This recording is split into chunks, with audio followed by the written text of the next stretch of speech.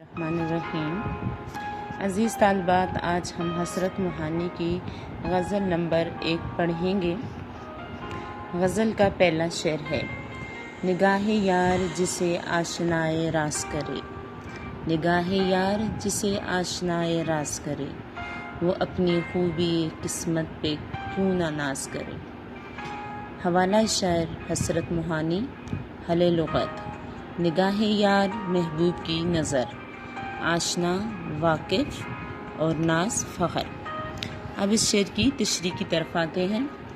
اس شعر میں شاعر حسرت موہانی کہتے ہیں کہ عشق و محبت میں کامیابی بہت بڑی خوش قسمتی ہے۔ چنانچہ شاعر کہتے ہیں کہ محبوب کی نگاہ جس عاشق کو اس راز سے واقف کر دے کہ وہ بھی اپنے چاہنے والے کو دل و جان سے پسند کرتا ہے، تو اس پر خوش قسمت ہونے پر کیوں نہ فخر کرے۔ مطلب یہ ہے کہ اس شعر میں شاعر یہ کہنا چاہتا ہے کہ اسے اپنے محبوب کی طرف سے اگر ایک اشارہ بھی مل جاتا ہے کہ اس کا محبوب اس سے اسی طرح محبت کرتا ہے جس طرح وہ اپنے محبوب سے کرتا ہے، تو اسے اپنی قسمت پہ بہت ناز ہونے لگتا ہے۔ وہ سمجھتا ہے کہ وہ دنیا کا سب سے خوش نصیب انسان ہے کہ کیونکہ اس کا محبوب بھی اس سے اتنی ہی محبت کرتا ہے جتنی وہ اس سے محبت کرتا ہے۔ یعنی کہ محبوب اپنے عاشق کو یہ راز بتا دیتا ہے کہ وہ اس کو بھی اتنا ہی چاہتا ہے جتنا کہ وہ اسے چاہتا ہے۔ شعر نمبر 2 کی طرف آتے ہیں۔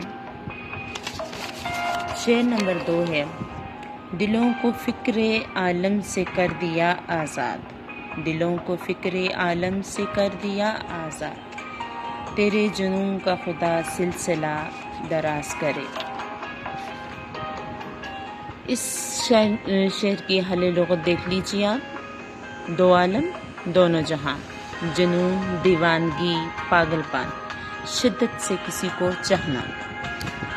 اس شعر میں شاعر حسرت موہانی کہتے ہیں کہ اے محبوب، تیری محبت نے دین و دنیا کی فکر سے مجھے آزاد کر دیا ہے۔ گویا کہ محبت کرنا ایک ایسی دیوانگی کو دعوت دیتا ہے کہ عاشق کو نہ دنیا کے معاملات سے کوئی غرض اور دلچسپی رہتی ہے اور نہ ہی آخرت کے بارے میں سوچنے کی صلاحیت رہتی ہے۔ وہ ہر وقت محبوب کے متعلق سوچتا رہتا ہے اور اسے حاصل کرنے کی تدابیر پہ غور کرتا ہے۔ ایک سچے عاشق کی حالت مجنوں یا فرہاد کی طرح ہوتی ہے۔ مجنوں نے اپنی محبت میں اپنی لیلا کو حاصل کرنے کے لیے ہر مشکل سے گزر گیا، اور فرہاد نے شیریں کو حاصل کرنے کے لیے دودھ کی نہریں تک نکال دی۔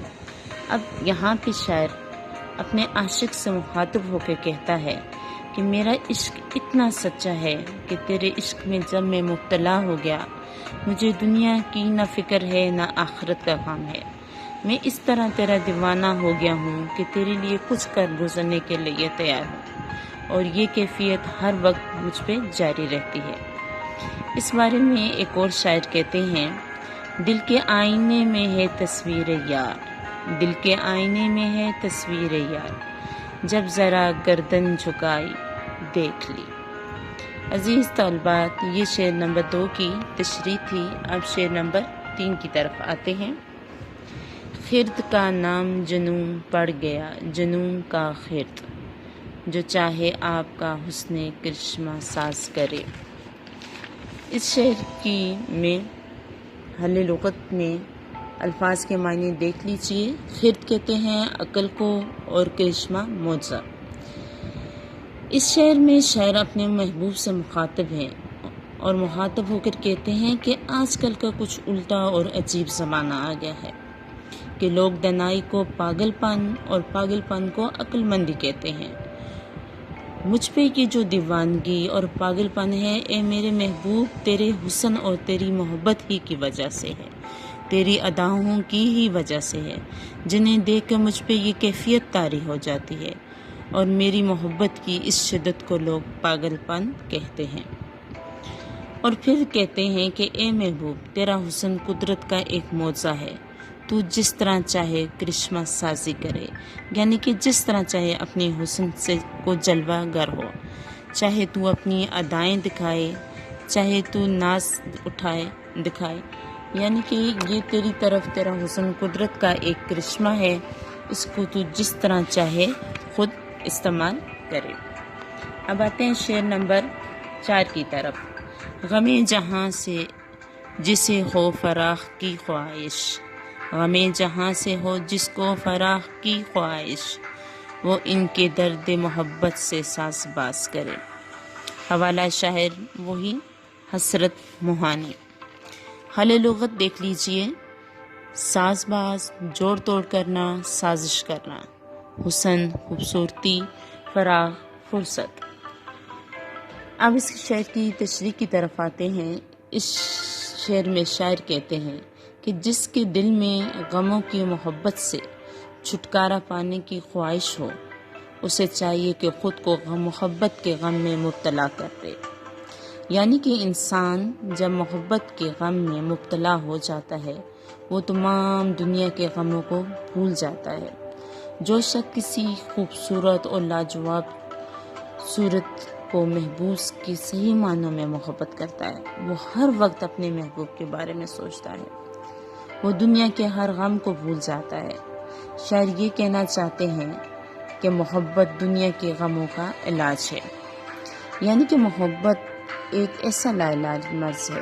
جب تک ایک عاشق اپنے محبوب کو حاصل نہیں کر سکتا، وہ اسی کے غم میں مبتلا رہ جاتا ہے۔ اگر وہ اسے اس کی محبت مل جائے تو یہ اس کی خوش قسمتی ہے، اور اگر نہ ملے تو تمام عمر اسی غم میں مبتلا رہتا ہے اور اس کی ہر ادا اور اس کے ہر بات کو یاد کرتا ہے۔ لیکن اگر اس کو دنیا کے شاعر کہتے ہیں کہ اتنے غم ہیں اور وہ ان غموں سے نجات چاہتا ہے، تو اسے چاہیے کہ اپنے آپ کو محبت کے غم میں مبتلا کر لے، کیونکہ یہ ایک ایسا لا علاج مرض ہے کہ اس کا علاج صرف اور صرف اس کے محبوب کے پاس ہے۔